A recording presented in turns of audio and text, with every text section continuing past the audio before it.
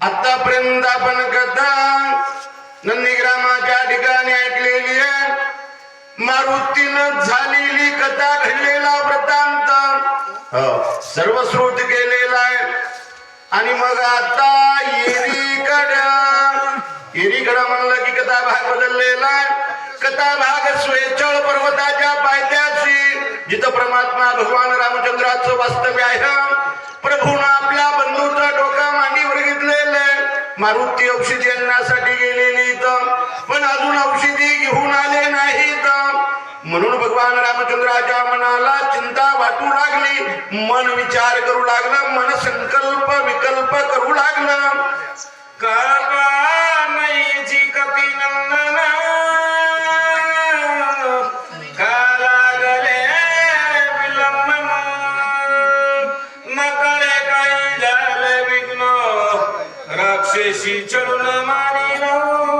कारण माणूस म्हणलं की माणसाला मन असतं. मनाच्या दोन अवस्था, एक संकल्प आणि दुसरी विकल्प.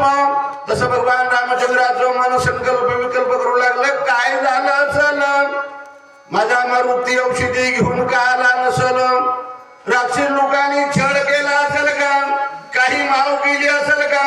काही कपट केलं असेल का?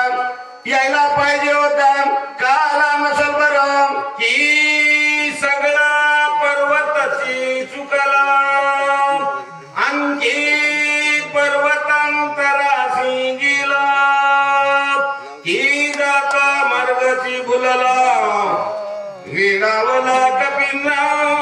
प्रभूच्या मनाची दुसरी शंका, काय झालं असेल? माझ्या मारुतीचा मार्ग चुकला असेल का?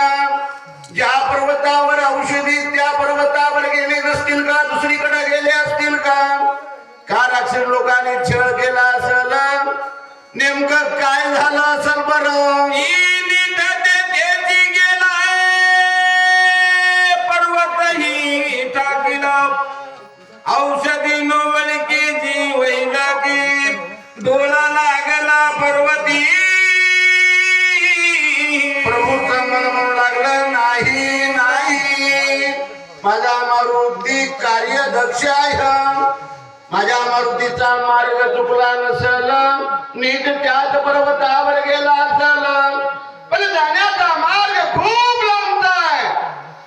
म्हणून माझे मारुतीच्या पर्वतावर गेले असतील. गेल्याच्या नंतर थकवा आला असेल आणि विश्रांतीसाठी थांबले असतील. थांबल्या ठिकाणी माझ्या मारुतीचा डोळा जर लागला नसेल, मारुती झोपेमध्ये राहिले असतील का? म्हणून येत नसतील का?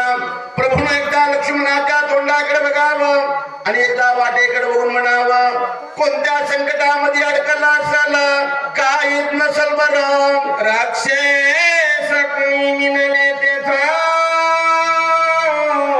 ही माया केली बहुत, गोनी पारिला हे हनुमंत, कपिनाथ विकल्पिला. प्रभूचं मन म्हणू लागलं, नाही नाही, माझा मारुती झोपणारा नाहीये, माझा मारुती चुकणारा नाहीये. नीट त्याच पर्वतावर गेला असेल आणि आपलं कार्य करत असेल, औषधी घेत असेल, पण त्या औषधीला राखण करणारे दुष्ट दुराचारी गंधर्व आहेत. या गंधर्वाची दृष्टी माझ्या मारुतीवर पडली असेल आणि त्यांनी काहीतरी माव केली असेल, कपट केलं असेल आणि माझ्या मारुतीला तिथं अडकून टाकलं असेल. म्हणून वेळ झाला असेल का? काय झालं असेल? तो नबी राक्षसासी, नाकळे सर्वथा मायसी, जिंतुनी माया राक्षसी, निज कार्यासी लादेला. प्रभूचा आपल्या भक्तावर केवढा विश्वास. प्रभूचं मन म्हणू लागलं, अरे माझा मारुती बलशाली आहे. माझ्या मारुतीवर माया चालत नाही, माझ्या मारुतीवर जंतर मंतर चालत नाही, माझा मारुती राक्षसाला भीत नाहीये. पण मन शासंकित आहे. मन पुन्हा पुन्हा म्हणू लागलं, एवढं बळ असताना, एवढी शक्ती असताना माझा मारुती का आला नसल? प्रभू पुन्हा पुन्हा त्या वाटेकडे पाहू लागले.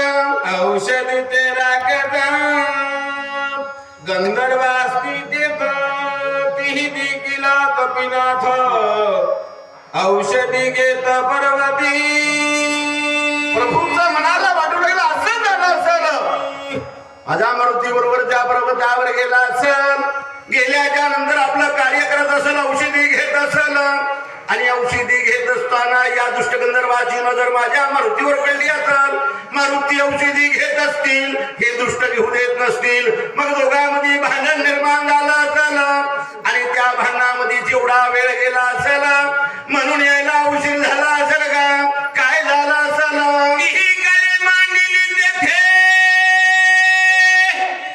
घेऊन देती औषधी ते बळे मिसळून जाते ती कपिते घुमिले प्रभूंचं मन खात्रीने बोलू लागलं असं झालं असेल कारण माझा मारुती विनाकारण कळ करणार नाही विनाकारण भांडण करणार नाहीये पण हे दुष्ट प्रवृत्तीचे गंधर्व विनाकारण कळ केली असेल औषधी घेऊ दिल्या नसतील भांडण निर्माण केलं असेल आणि त्या भांडणामध्ये जेवढा वेळ गेला असेल म्हणून आला नसेल का काय झालं असेल बरं हे हिन गळे कपिसी शने मारी लगंधर्वासी जगती तरी हनुमंतासी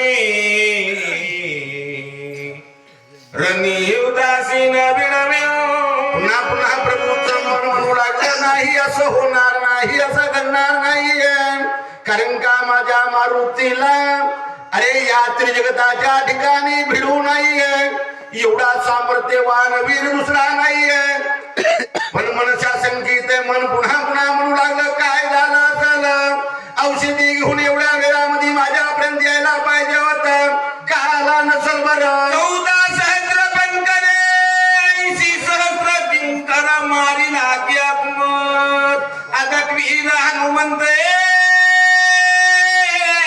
प्रभू अनुभवाचे बोल बोलू लागले अरे माझ्या देखत असणारा माझा मारुती एकट्या लंकेला गेला एकट्यानं जाऊन 14,000 बनकर मारले 80,000 किंकर मारले प्रधान पुत्र मारले जम्मू मारी मारला जानकी सारख्याला धुळीला मिसळलं आणि सीता शुद्धी करून माझा मारुती वेळेच्या निरोप घेऊन माझ्यापर्यंत आला तोच मारुती आज कोणत्या संकटामध्ये पडला असेल यायला पाहिजे होता का आला नसल बरं आम्ही द्राक्षिसाच्या पंक्ती शने मारिल्या मारुती तेथे गंधर्व पुढे किती शने कपिपती लुटी प्रभू म्हणू लागले प्रभूचं मन म्हणू लागलं अमित ज्याचं गणित होत नाही ज्याचं मोजमाप करता येत नाही एवढं सैन्य एकट्यानं लंकेमध्ये जाऊन मारलं आणि सीता शुद्धी करून माझा मारुती वेळेच्यात आला तोच मारुती आज यायला पाहिजे होता पण काय झालं असेल का आला नसल बरं नकळे काय पडली गुंती लुटून गेली मध्ये राती हनुमान नयेची शीघ्र गती रघुपती सचिन प्रभूची अवस्था सचिन झालेली दुःखाभिभूत अवस्था झाली कारण का रात्रीचे 3 प्रहर संपले आणि प्रभूच्या मनाला वाटू लागला आता मारुती वेळेवर औषधी आणत नाहीये आणि मारुतीला जर वेळेवर औषधी नाही आणली तर माझा बंधू लक्ष्मण वाचत नाहीये म्हणून प्रभूची दुःखाभिभूत अवस्था आणि अशा अवस्थेमध्ये प्रभू दुःख करू लागले